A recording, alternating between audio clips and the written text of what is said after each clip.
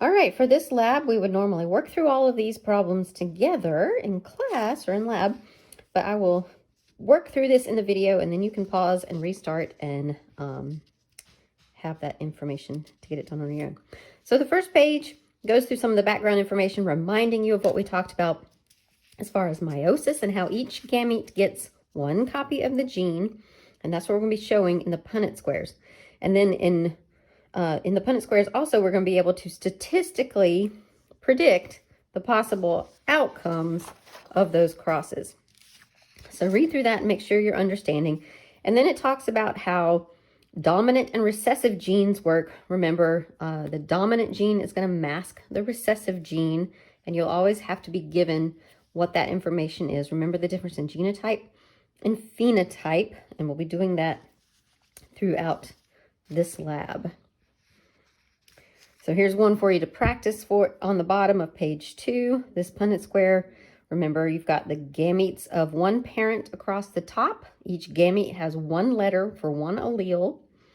And then the gametes for the other parent down the side.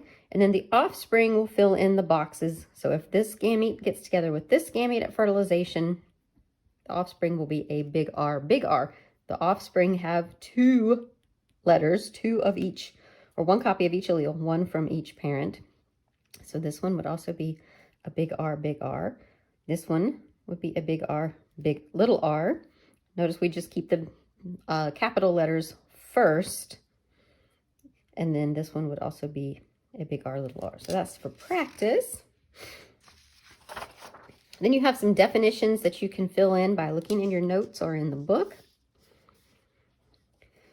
And then some work on fruit flies. So again, you're going to be told about what the parents are, and then there's spaces to fill in the parents' genotypes and the gametes that they can make, and space to do your Punnett square, and then the genotypic and phenotypic ratios from that. So for a homozygous red-eyed fly, and red eyes are dominant, so it's going to be the big R, and it's homozygous. So big R, big R. Homozygous has the same 2 alleles. And then a homozygous white eye, so that'll be little r, little r. So the gametes that this parent can make are just big R and big R. When those gametes separate in meiosis, or when those alleles separate in meiosis, the gametes that the white-eyed fly can make are just little r and little r. So then you can make your Punnett square and put the gametes of one parent across the top, the gametes of the other parent on the side, and then cross the rows and columns to fill in the offspring, just like we did in class. All right, now you need to figure out the ratios. The genotypic ratio, remember genotypic refers to the letters. So what letters are representing the alleles that those offspring have. So they're all the same, they're all big R, so you can write it as just 4 to 0, big R, little r.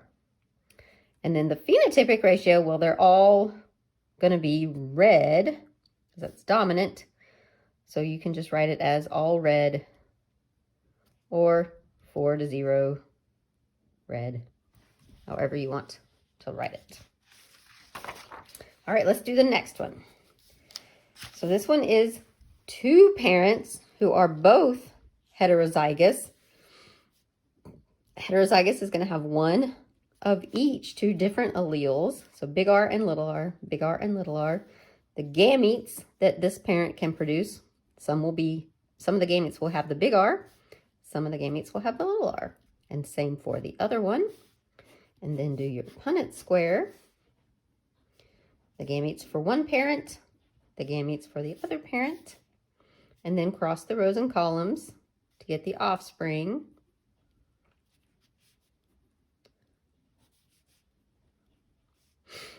And then figure out your ratios. So the genotypic ratio, we've got 1 that's big R, big R. We've got 2 that are big R, little r, and 1 that is little r, little r. So it's 1 to 2 to 1 ratio for the big R, and then big R, and then little r, little r.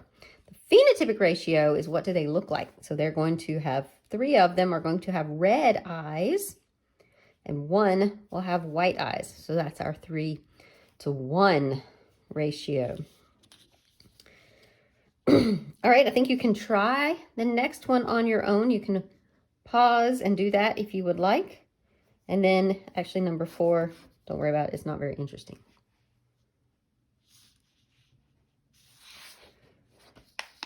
All right, on page 5, we're going to start looking at some of the exceptions for how the phenotype is expressed for some of those non-Mendelian traits. So remember, we're going to have things like our basic concept is dominant and recessive. That's what we were just looking at. But we're also going to have things like incomplete dominance and codominance. And so we're going to ask some questions about that. So if we have a homozygous red flower, and in this population of flowers, it's only one gene, and there are 2 alleles, big R for red and little r for white. So a homozygous red flower is going to be big R, and a homozygous white flower is going to be little r. The possible gametes from this parent would be the big R and the big R.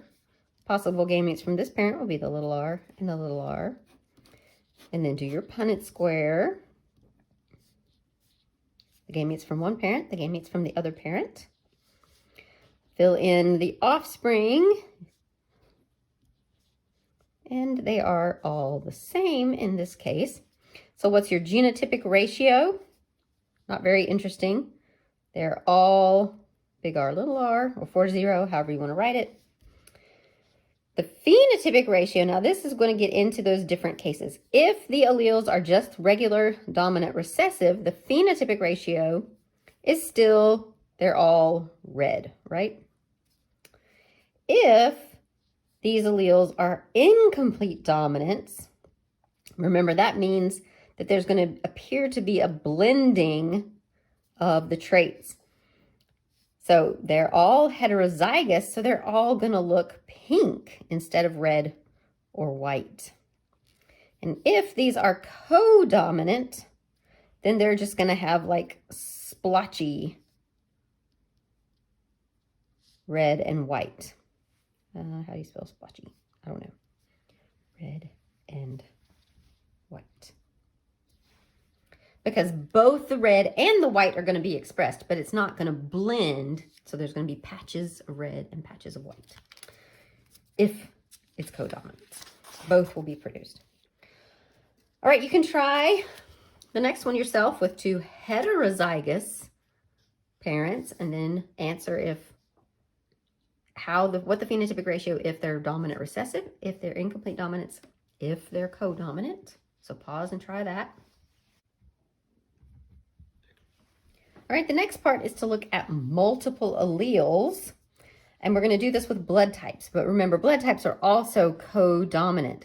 So there's 3 different alleles, the A and the B and the O. A and B are both dominant, so they're codominant, and O is recessive.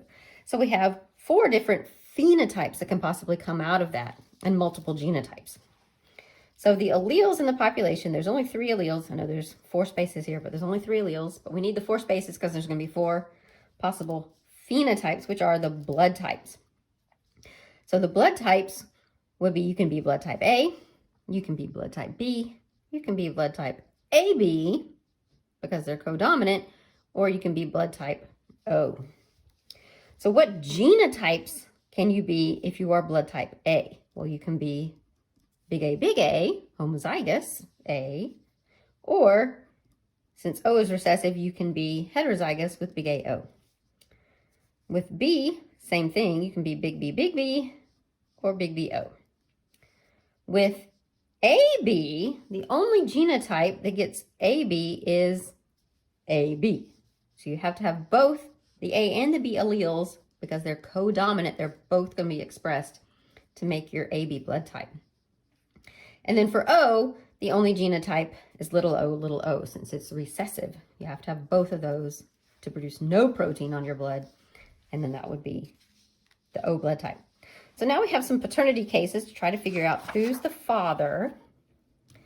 So if a mother has blood type B, so she could be big B, or big B-O, The child is blood type O, so only little o, little o. One possible father has blood type A, so that could be big A, or big A-O.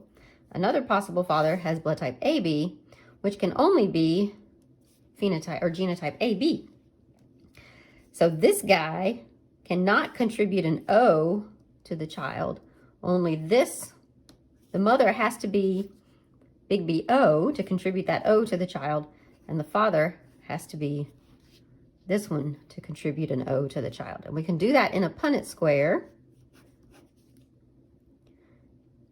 If we have the mother, it's big B-O, the father, big A-O,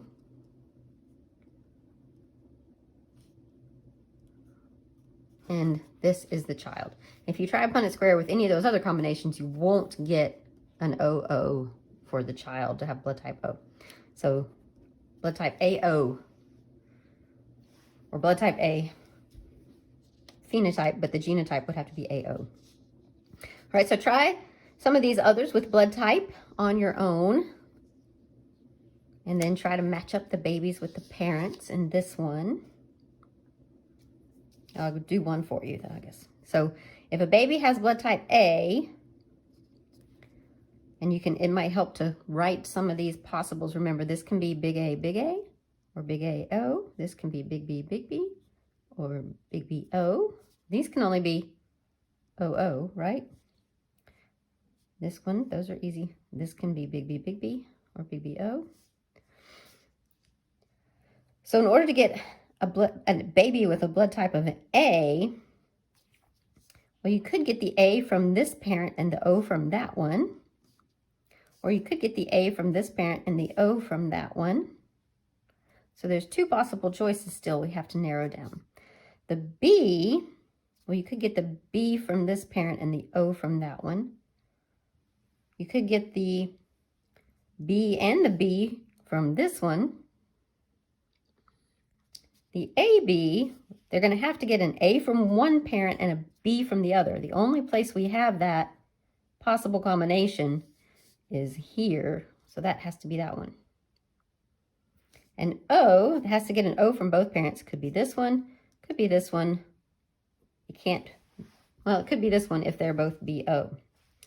But I think the B, to get a B from both parents, or a B from one parent and the O from the other,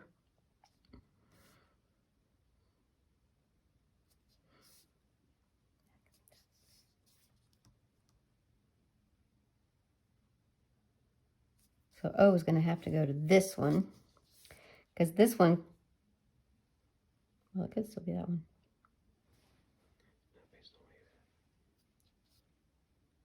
Then the B has to go with a B from this one and an O from that one, or A could be an A from that one and an O from that one. But A can't come from that one at all, so B has to go there and A has to go there. Unless I did wrong. I hope I did that right. All right, next is these, if you find a mistake, let me know. Next is these sex-linked genes. So remember, these are going to be ones that are on the X chromosome. So red-green color blindness is an example of that in humans. So if we have a man with color blindness, then he is an XY. So remember, we write the XY to know it's a man. He's going to have color blindness on his X chromosome. So I'm going to use B's instead of C's because they're easier to tell capital from lowercase. So he's going to get a little B because it's color blindness, which is recessive. The woman has no history of color blindness in her family, so she's probably big B on her two X's. So she's XX because she's female, and then she's big B. So the gametes from the male would be X big B, or Y. The Y has no B, or X big B, X big B for the female, because that's what she has. And then you do your Punnett square. So the male and the female. So if these two get together, that's a female that's a carrier. If these two get together, it's another female that's a carrier, has big B and a little b. If these two get together, it's a male that's normal. And if these two get together, it's another male that is normal. So the genotypic ratios for boys, they're all X big B Y. And for girls, they're both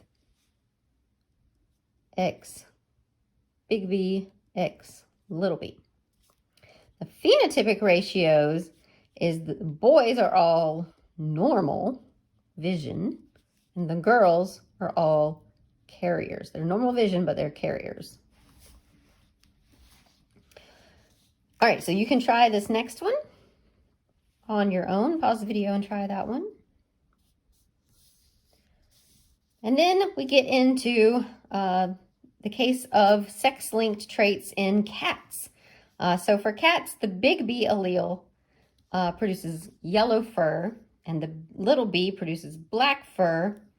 And in a female who is heterozygous, we get a calico. So it's also another case of codominance. Both the big B and the little b will be expressed, and we get that blend of yellow and black for a calico. So show a cross between a calico female cat. So she is XX, big B, little b. And the male is black, so he is XY, and he is, let me remember, the little b for black is recessive. So for the male, X big B or Y for the gametes. For the female, X big B and X little b. So we do the Punnett square. And the male, I'll put him on the side that I usually do here, and the female. So if this one and this one get together, it's X big B. I didn't leave myself much room. Nope, little b, sorry. Little b. X big B Y, X little b Y. So now our ratios, the male cats are going to be 50% yellow and 50% black fur. The females are going to be 50% calico and 50%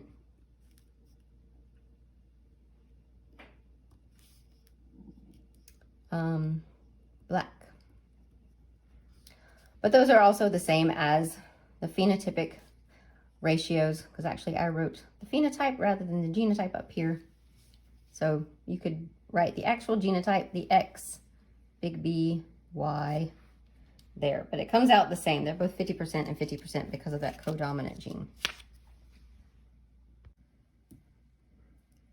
Okay, now we have this section on understanding probability. So this is going to deal with genetic disorders and predicting the probability of having children with genetic disorders. So cystic fibrosis is a recessive disorder, so you have to have one allele from both parents in order to have cystic fibrosis. But it's not sex-linked, it's just a regular recessive. So a couple has been tested and determined that they are heterozygous. They're carriers for cystic fibrosis. And they would like to know about if they have two children, what's the probability of having cystic fibrosis. And so you can go to genetic counselors and they do this kind of stuff with you too. So what's the probability that their first pregnancy would result in a child with cystic fibrosis? Since they are both heterozygous, they're carriers. We'll use F because that's an easier letter to tell apart. They're big F, little f. Both of them have the little f since they're carriers. So if we do the Punnett square,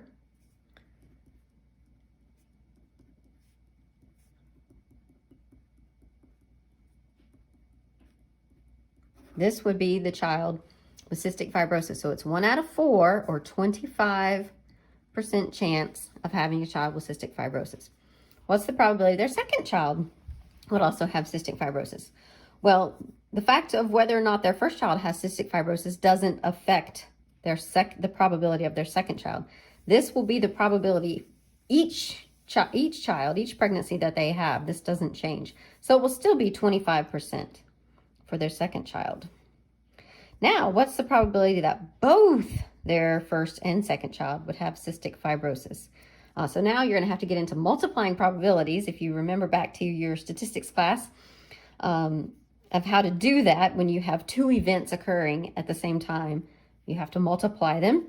And so you have to multiply 25% times 25%, or 1/4 times 1/4 is 1/16, which is, when you divide it and move the decimal, 6.2%.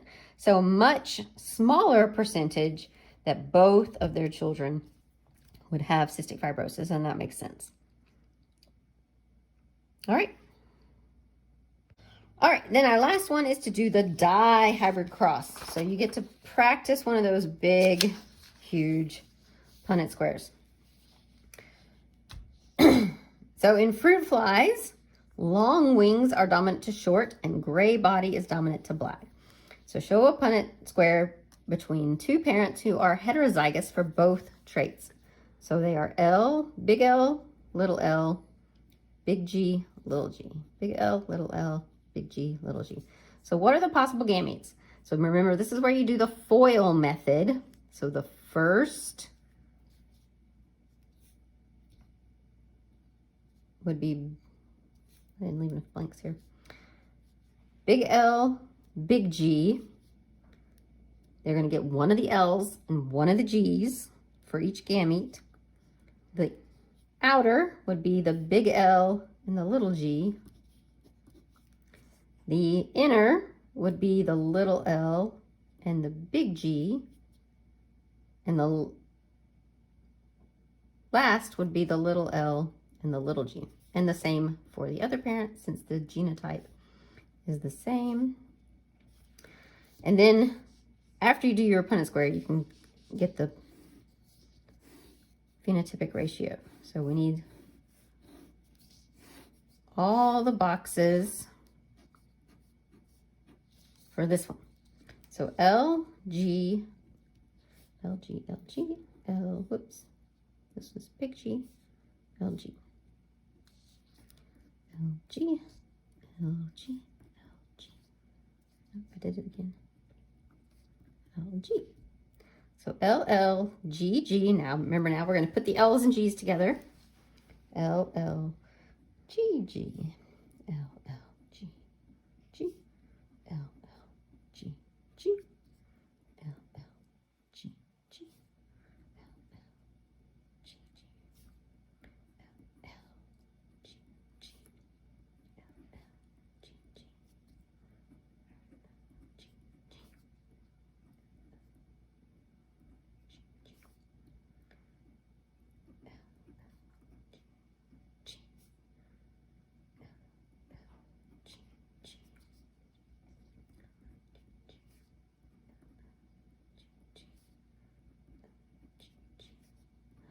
G, G. Aha.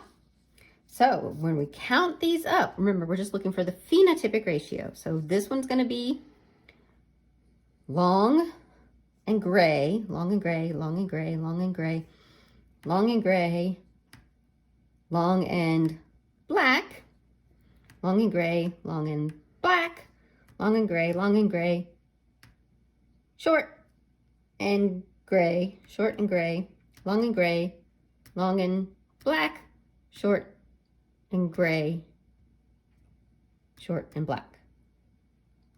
All right, so remember, when we count those up, that's where we get that 9 to 3 to 3 to 1 phenotypic ratio for this dihybrid cross. All right, then there are some human traits that you can go through and write down your phenotype. Again, normally we usually do this as a class, so you won't need to do that part. Are you right or left-handed? Right-handed is dominant. Are you free or attached earlobes? We saw a picture of that in class. Look it up again if you need to. Are you freckled or non-freckled? Do you have a widow's peak on your hairline, or is it just straight? Does it come to that point or straight? Your little finger, is your little finger bent or straight? Mine is straight. Some people's bends a little bit, just at that last joint. And then can you roll your tongue? Yes or no? So, and rolling your tongue is dominant. And then there's some other information here on some genetic disorders, most of which we talked about in class also. It tells you about the achondroplasia, dwarfism that we mentioned, and the Huntington's disease. So you can read through that. All right, so I hope you had fun doing Punnett squares, and you can submit that back, or if you wrote on your own paper, just take a picture of it back into Canvas. All right.